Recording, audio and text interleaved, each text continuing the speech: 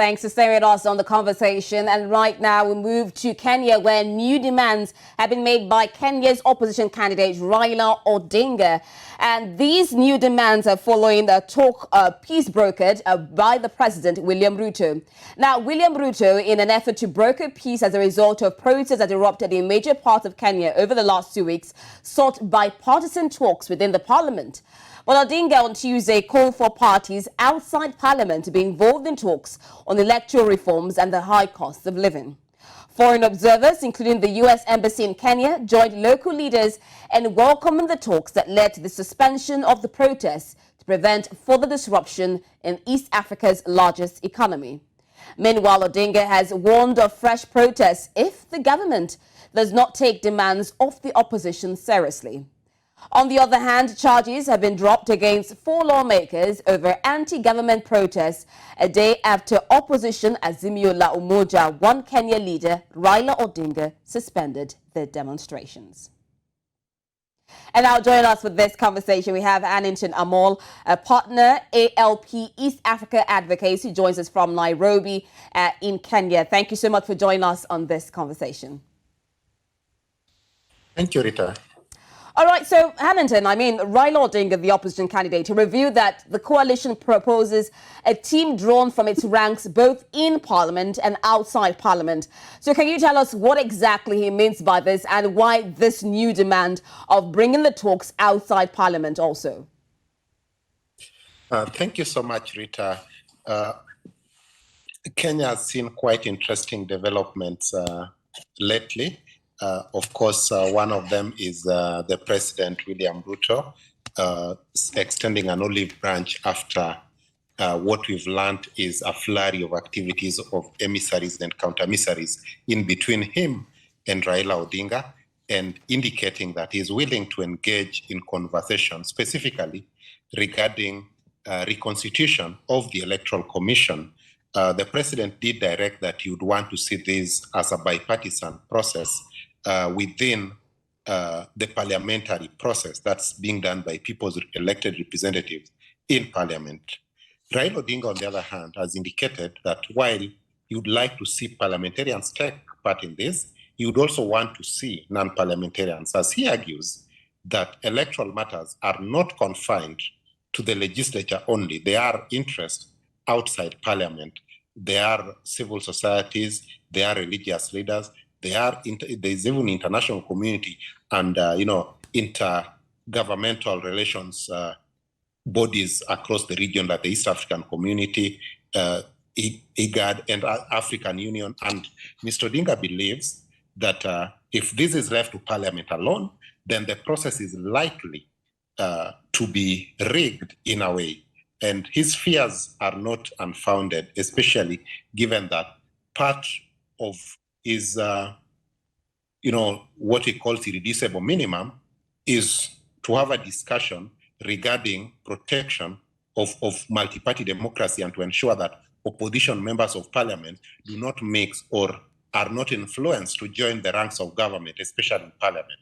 We have already seen that, and part of what goes in the ground, you see members of Parliament from the opposition, including Mr. Odinga's own party, working, basically hobnobbing with the government side, voting with the government side. And his fears most likely is that in Parliament, government party, the ruling party, with the kind of resources they have, can easily sway opposition parties to have an absolute majority on their rank and basically scuttle what otherwise would have been a bipartisan process. So he believes that when we have outsiders also, and we have something akin to what we experienced in 2008, led by the United Nations and the African Union in the form of national accord, then probably that process would at least be ring-fenced from intrusion by the ruling party. Okay, now, one of the issues that are supposed to be discussed is this electoral reforms. Can you tell us more about what exactly Odinga is fighting for in this electoral reforms? Thank you, Rita. Precisely 3 things that Mr. Odinga has called irreducible minimum.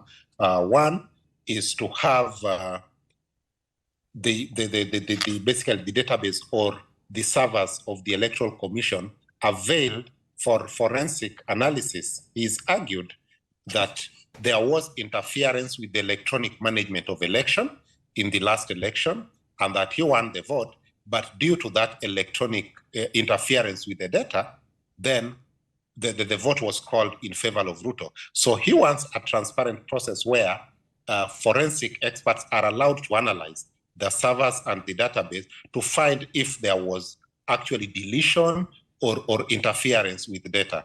That is an irreducible minimum he has put on the table. Secondly, he wants the 4 commissioners who were seen to have sided with him during the electoral process last year to be reinstated. They left office in a half. Most of them resigned, and one of them was removed in office after a process or a trial which is widely seen to have been rigged in favor of the ruling party. So he wants them back in office so that whatever process happens, recruitment of other commissioners, because 3 commissioners, including the chairman, have retired formally, should be overseen by this team. And finally, there is already a law that was recently enacted that provides for constitution of the Electoral Commission. He said that the law was rigged in favor of the ruling party, the law is biased, and there's already a committee that has been formed that has called for applications and in the process of shortlisting candidates to be the chairman commissioners of Electoral Commission. And he wants that process stopped. He wants that process overseen using a new committee that is reconstituted using the bipartisan agreement that he has called for. Okay, now, earlier on, you talked about the 2008 post-violence unity talks that brought about national unity in Kenya. And this is one of the reasons a lot of people are saying that was the cause of the protest, that probably Raila Odinga is seeking a power-sharing arrangement. Now, how true is this, especially with this electoral reforms that he's trying to push in Kenya?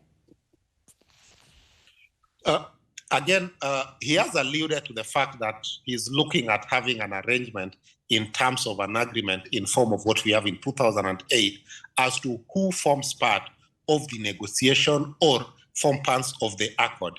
He has indicated expressly that he's not interested in sharing power, but is interested in seeing a vibrant opposition not interfered with by the government. But Rita, when we speak about politicians, we can hardly discern their intentions from their words. I don't think there's any politician, not even Raila Odinga, who would turn down opportunity to be part, of decision-making in government. So I want to believe, while not holding his brief, I would want to believe that if whatever process is being discussed, the so-called bipartisan, if it could give him leverage and he could influence and have a share of the government, then that is part of a political process. He would have just bargained harder and gotten what he wants, the way he did it in 2008. But at the moment, he has indicated that he wants to see electoral reforms. He wants to see the cost of living coming down. He has said he has nothing to gain as a person. He wants Kenyans to gain.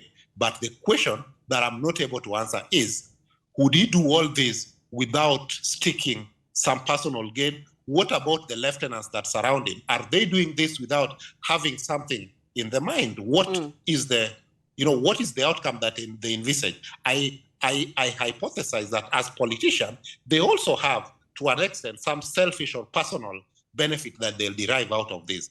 And politicians fight for power. They bargain for power. So I would agree if somebody said that probably a bonus that Mr. Odinga could achieve with this negotiation is probably to negotiate for some position for his lieutenants, if not for himself, but most likely for his trusted loyalists who surround him in the negotiations. All right, now quickly and finally, you talk about, even though we're not able to discern what exactly is truly in the mind of Raila Odinga, but we can also look at the patterns in the political landscape in Kenya. Now, there's been protests, and William Ruto was, I don't know if we could use the word first, but he had to bring about an olive branch and say, let's have negotiations. Do you think that William Ruto will take the bait of bringing this conversations, this bipartisan parliamentary talks within and outside the parliament, especially with the fact that you said that Raila Odinga has the intention that when he has more people, he can sway decisions towards his own side. So will Ruto take the bait?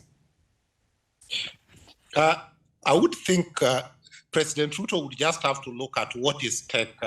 I would think for now, I think Ruto and Raila's interests are have actually flashed and are joined in terms of wanting to reconstitute the Electoral Commission. The process had already started. I want to believe that the process that started, Ruto's own lieutenants have their own interest, which may be at variance with him. His deputy president may has his future interest in the election, which may not be the same interest as Ruto's. So I want to believe that this is an opportunity even for Ruto to take a critical look and ask himself, am I happy with the process as it is? And it could probably that Ruto is not genuinely interested in negotiation, but he has found a common interest with Raila where they can influence a process and have an electoral commission that, somehow he believes could work for him, and Raila also believes could work for him. We don't know. But what President Ruto is trying to portray, he doesn't want to have the pitfall that his predecessor had, that is Uhuru Kenyatta, what is commonly referred to as the handshake. He alluded to it during the campaign and said, we are not going there, it impoverished the country, for whatever that means. And to his supporters, he would not want to be seen to have taken the path of Uhuru Kenyatta. So he will fight hard to ensure that this doesn't look like a handshake, but at the end of the day, it may just be another handshake, and President Ruto may not actually be coerced into this. He may be a willing participant politically because his interest is also to see an electoral commission that serves him. All right, definitely a tough one for William Ruto. I mean, political interest, personal interest, and of course, the interest of the nation. We'll definitely continue to have discussions surrounding this. But thank you so much, Hannington Amal, for joining us in this conversation. Thank you, Rita. Have a good evening. Evening.